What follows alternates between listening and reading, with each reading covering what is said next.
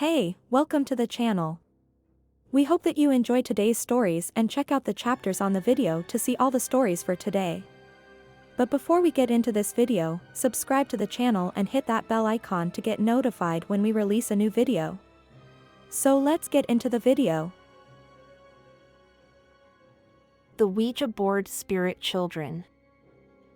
I've had a lot of paranormal experiences and have told others about them over the years, but I've never actually written them down before. I guess these posts are my way of recording them, even just for myself. Anyway, here's my story. It's long AF, so I'll apologize for that right now. I am stoned and ramble, but I remember this so incredibly clearly. When I was around 11 years old, I went to Lake Tahoe over the summer with my best friend, whom I'll call Emma, and Emma's parents and younger brother. We stayed at a cabin for about a week or so. Emma and I got bored easily. This was the 80s, so there was no internet. I don't think we even had HBO. Her mom suggested we poke around in the cabin's closet for a board game, where we found an Ouija board. Being 11-year-old girls, we opened that sucker up quicker than you can say. They're here. Now, as I've mentioned in previous posts but feel I should mention again, is that my mom and my grandma both used an Ouija board and tarot cards. That, coupled with the many ghost experiences I had growing up, and still do, made my brain see an old, dusty Ouija board and think, "Sweet. Let's use it." Emma and I made contact with 3 spirits who were all children. The first was a girl who was around 10 years old, I believe, and without giving too much away, she had been a minor child star who had died in an accident. She gave us details that we learned only later when we looked her up. I remember really liking her and thinking we would have been friends if she was still alive, and that weighed so heavily on me. The survivor's guilt when I hadn't even been in the accident myself. But I remember feeling it, yet the vibe from her was so loving and pure. Like a regular kid, but also a literal angel. I'll call her Jane. Emma and I then contacted 2 other kids. I don't remember their names, but the boy was older, maybe around 12 or 13, and had died in the 1970s or early 80s from what we could guess. I'll explain more about this later. There was also a young girl, I think about 8, who was from the 1870s. I remember thinking she was like Little House on the Prairie. The boy was sort of looking after the girl, I think because he was older, and I never figured out how they got paired up, but Jane wasn't paired with them, too.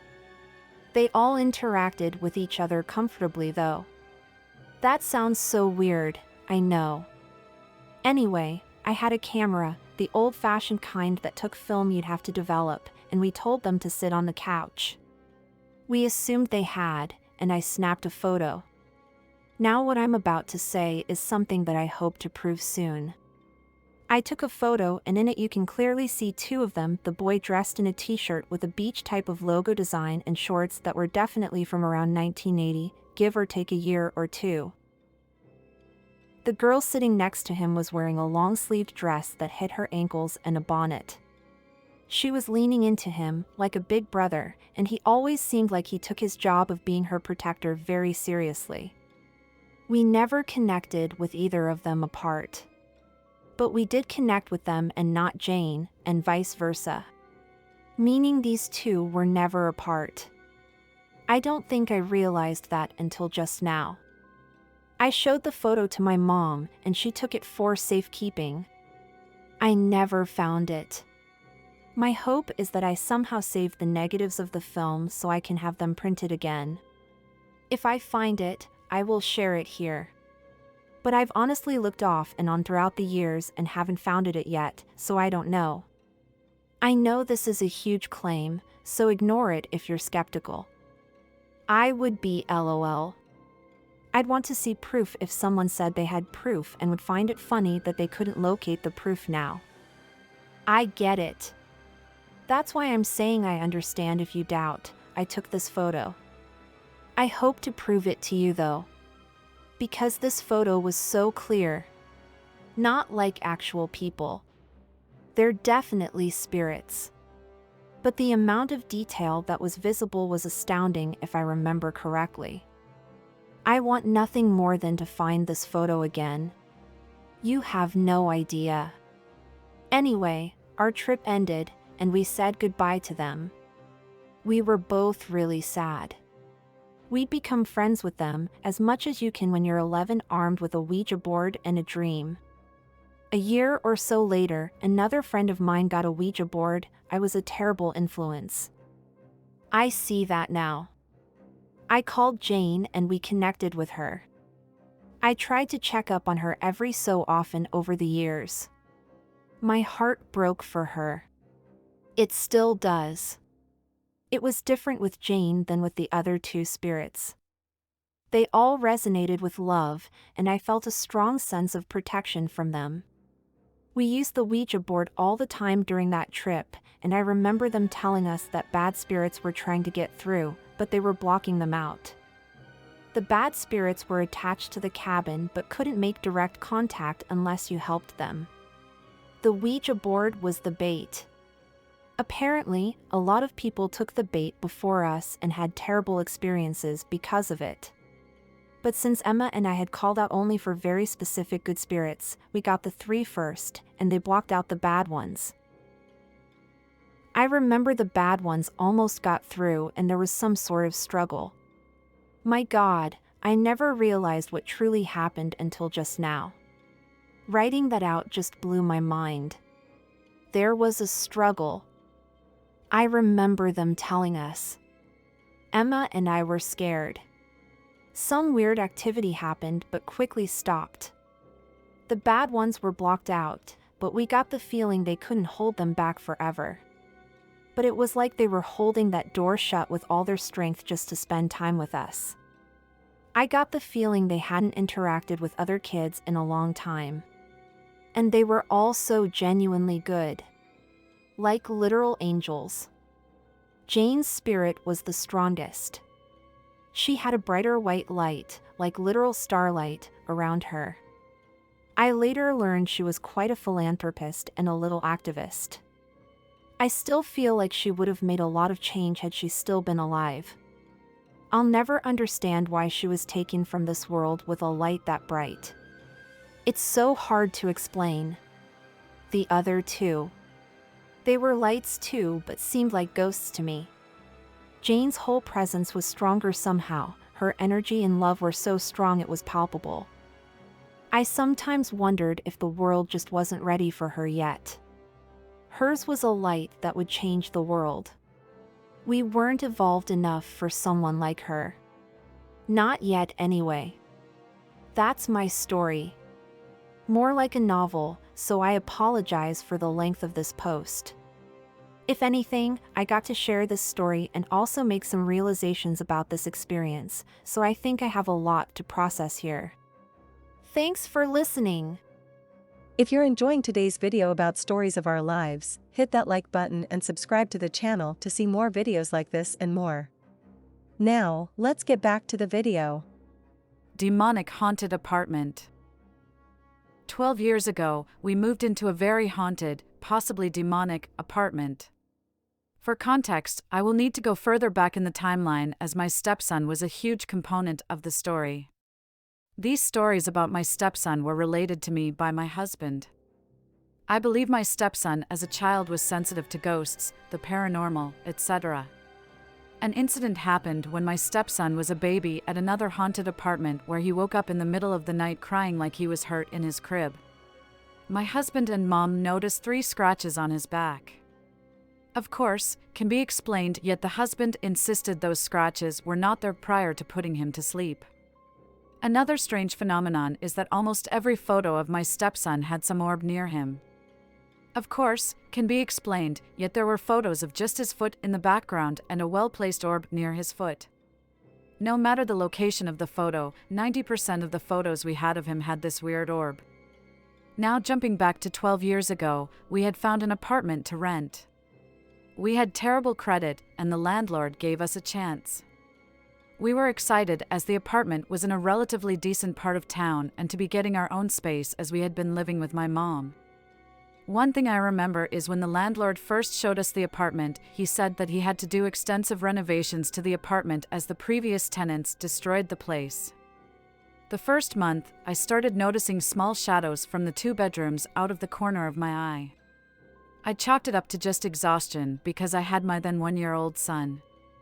Things grew more intense when I put my 1-year-old down for a nap and decided to shower.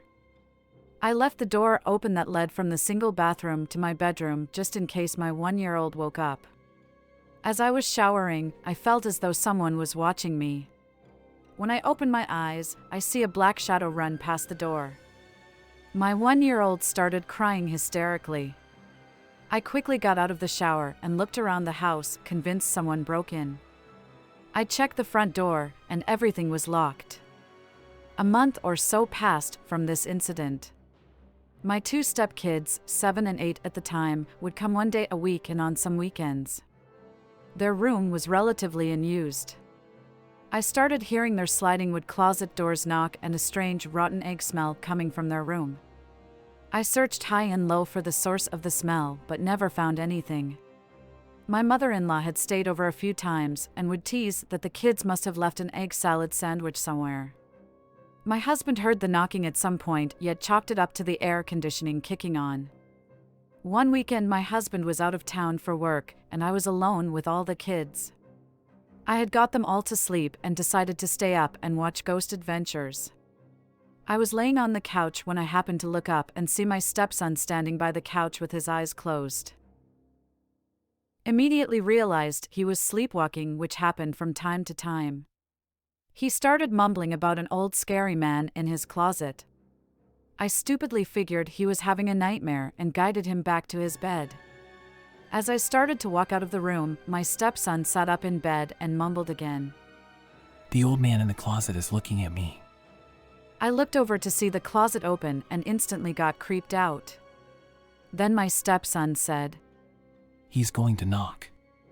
Then 3 quick knocks happened. Immediately, the smell of rotten eggs got heavy in the room. I flicked the lights on and guided my stepson to my bedroom.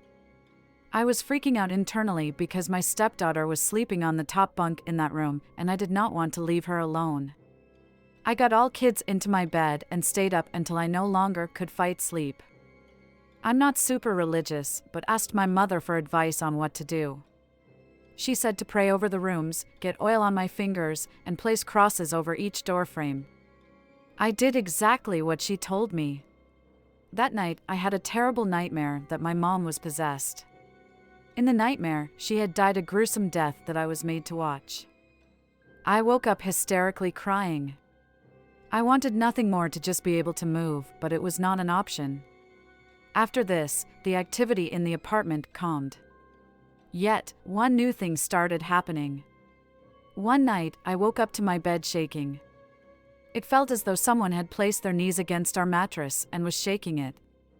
As soon as I tried to wake up my husband to see if he felt it, it would immediately stop. This would happen weekly. For context, my 1-year-old son slept in a toddler bed in front of our bed. One night my 1-year-old and I were up in the living room. My husband went to bed early as he had to go to work early the next day. He came out looking upset and said to stop allowing our 1-year-old to come in the room because he was shaking the bed. I told him our son never went into the room. As soon as I finished that sentence, the glass cover of the entryway light, which was right behind me, came crashing down. My husband stood there sleepily trying to process everything. He finally was feeling and seeing the things I had been dealing with. One day a house nearby was for rent and we moved out. We were at this apartment for less than a year. We never experienced anything like what we experienced in that apartment. Relief, because I was worried that whatever was in this place might attach itself to us. My stepson passed away in 2019 due to possibly the pandemic virus. I had told him the story prior to his passing when he was in his teens, and he claimed to not remember the incident in the apartment. I believe fully he saw whatever entity was in that apartment. Apologies for the length. Why I don't mess with Ouija boards. It seems like a lot of people have scary experiences with Ouija boards. Here is mine. Back on Halloween night 2019, I was at a party with my friend Alex and a couple of his friends. We were all having a good time jamming out to spooky Halloween music. We had all been partying pretty well and some of us were getting tired, but we wanted to play a board or card game or something to end the night with. One of Alex's friends, who will have her name changed to Lexi for privacy, suggested we do a Ouija board. Like in the movies. She said.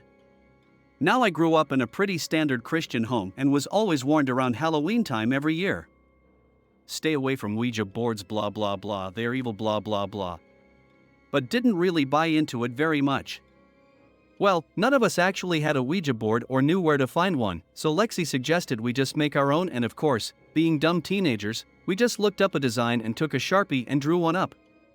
Using an old guitar pick as a pointer, we sat down and started asking it questions. At first, the questions were stupid, like, which one of us is the dumbest? Which one of us will make the most money after high school?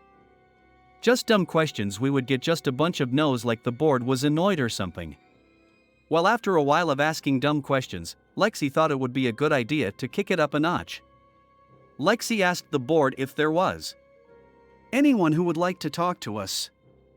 Then the whole mood in the room changed. It felt colder and everyone for some reason felt uneasy. The pointer slowly moved over to yes.